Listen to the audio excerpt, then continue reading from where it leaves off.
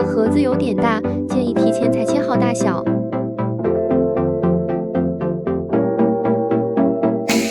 下面第一步，用粘土装饰纸盒。我准备把盒子装饰成小木箱，所以选用棕色粘土，擀成薄片后，按照盒子长度裁切。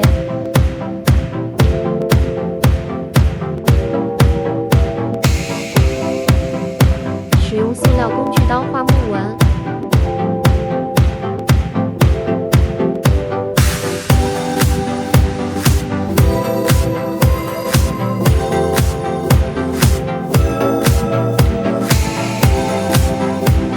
再把边缘裁切整齐。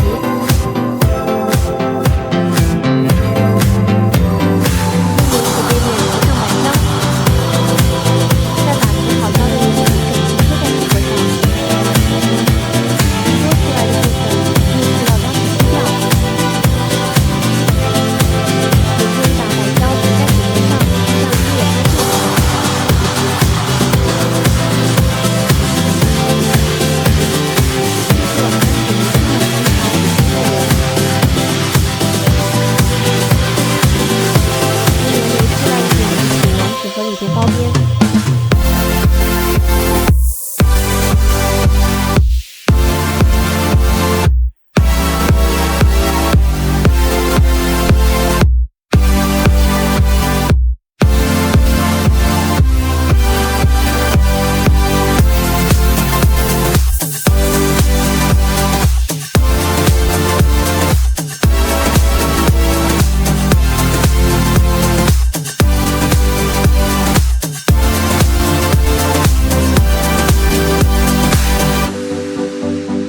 大小接近的泡沫板贴在盒子里，泡沫板的作用在于方便多肉枝干插入。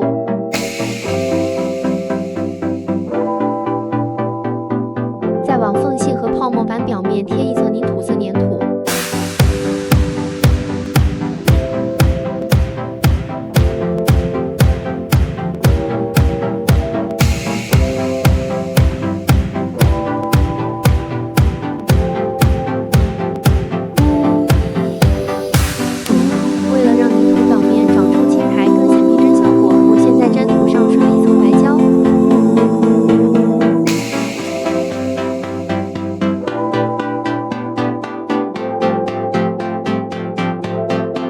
再把之前准备好的绿色草粉往上撒，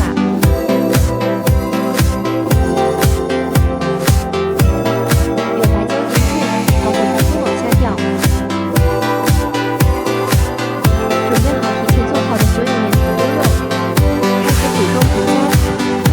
用小块粘土将矮多肉铺在泥土上。一般来说，矮多肉适合涂装在不加太多泥的位置。